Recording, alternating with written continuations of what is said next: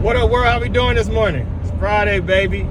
Motivation and inspiration. Shout out to everybody up going to work, going to school, getting the kids up already at work, different time zones, all that. I love you all. I'm in a good mood. Coming straight from Hy-Vee Arena. Ran a couple games of basketball. Lost the first one, won the second one. Then I'm off head to the job. All the kids was up this morning. It's always beautiful when my kids are up before I leave, so I can get them a hug and kiss all of them and tell them I love them. That's one of the brightest parts of my day. But off the rip, what's 5 things you're grateful for? You can say you're grateful it's Friday. You're grateful for your bed. You're grateful to have a job. Grateful to have a car. Grateful to be able to breathe this air, to drink water. You know, there's so many things to be grateful for in the world that wants you sad. And I always want to give a special shout out every morning. And this morning, I wanted to give a shout out to my people who believe in the power of prayer. See, I was having a thought this morning, and I always look for things that unite the humanity and not divide us. And we can be divided over a lot of different things, but it hit me, one thing that every single person has available to them, whether you rich or poor, sick or healthy as ever, it's prayer. We all have the ability to pray. Whoever you want to pray to. 24/7, 365, it is available for you to sit down and pray. And we can look at Mark 11:24. We can look at Matthew 6:6. You can go to Ralph Waldo Emerson. You can go to James Allen. Man's mind is like a garden. So regardless of whatever you're praying for, believe that you shall receive it, and voila. Albert Einstein told you your imagination is a preview of life's attraction. So to my people that believe in the power of prayer, I dig you. And to my people that don't, I ask you, what do you believe in? Because there was a period of time, like I said, where I was a non-believer.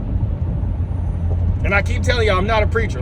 The title of preacher is somebody who is trying to lead you to be a certain way. And I don't want to control what anybody does. I really don't care. But I just want you to know that the world feeds off your brokenness. So whatever choices and decisions you decide to make sure you are proud of them. That you can look yourself in the mirror and smile at yourself and say, self, I did this. This is what I've created. This is what I've accomplished. But if you look at yourself in the mirror with any type of shame or disgust or guilt, then as Michael Jackson said, you got to start with the man in the mirror, ask him to make a change. So you can't go say, it's the white man, it's the black man, it's because of my mom, it's because of my dad. No. If you don't like what you see, start with the individual in the mirror. And through prayer, I was able to align with the individual in the mirror, so to say. And the unique part about life is we assume that once you grow or you get aligned with Christ, that you'll be this perfect individual. And that no one is perfect. No one will ever be perfect except Jesus himself. I wouldn't even want to be perfect. You know, I'm okay with failing and making mistakes, and because you learn the greatest lessons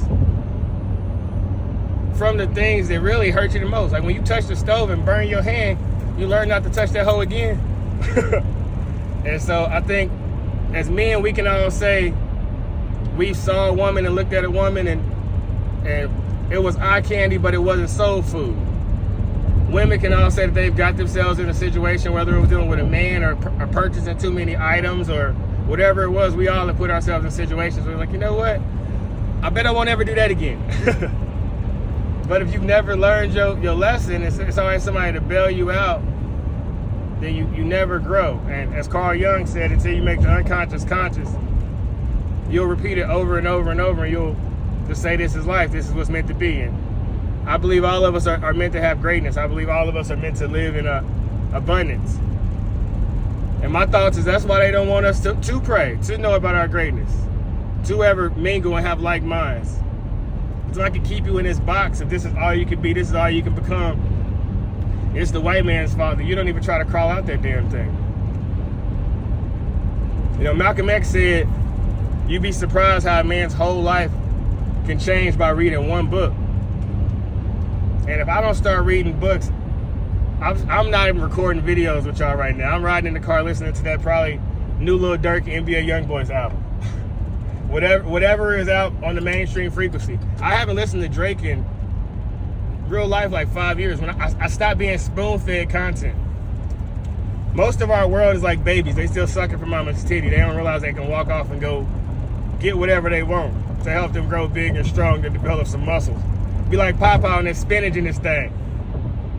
But there's a lot of like minds in this world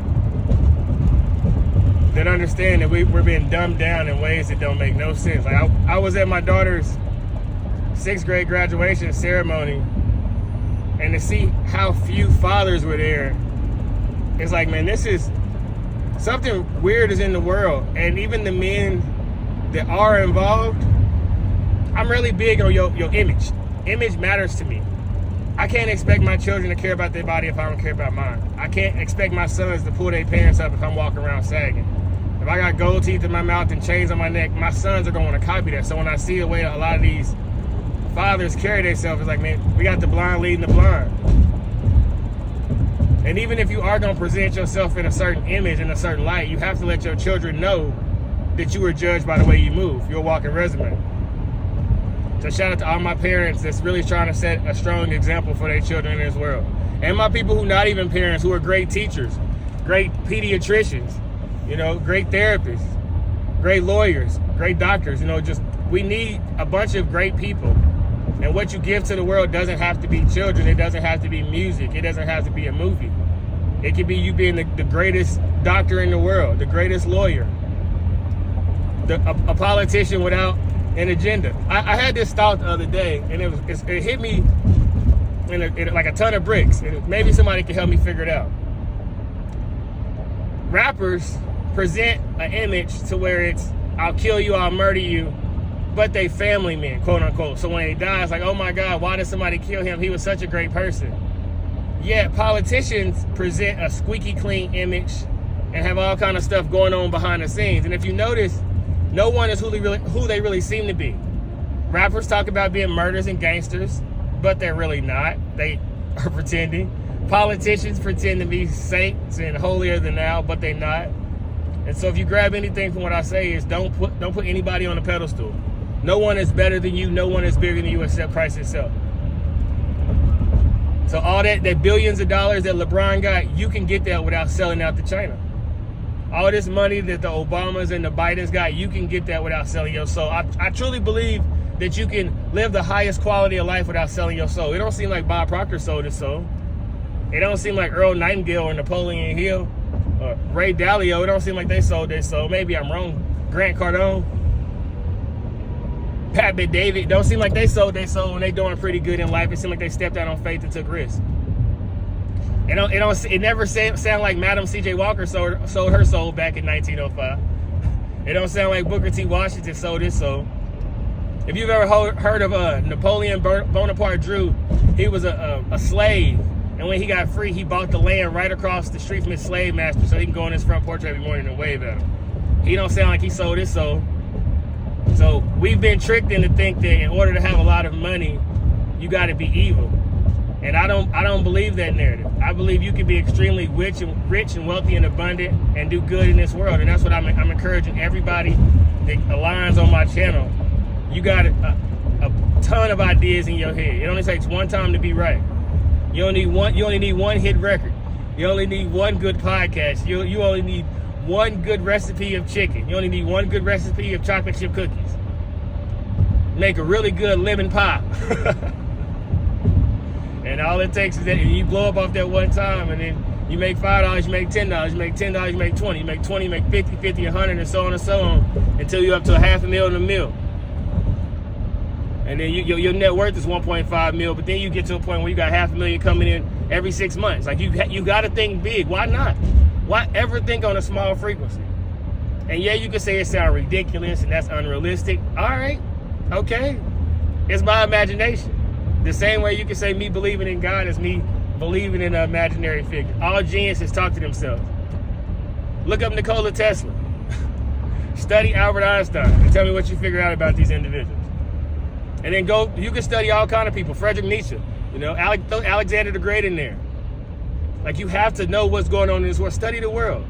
And take a little bit of everybody, then you add your own sauce to it and watch what you do. Skirt, skirt, get the cooking. You and two of your homies could be the next group greater than the Migos. You could combine something from the Migos and the Beatles and really, really turn out. You know what I'm saying? Like, we got the power now more than ever. We link all around the world. So me and somebody in South Korea could cook up an idea together and present it to the world.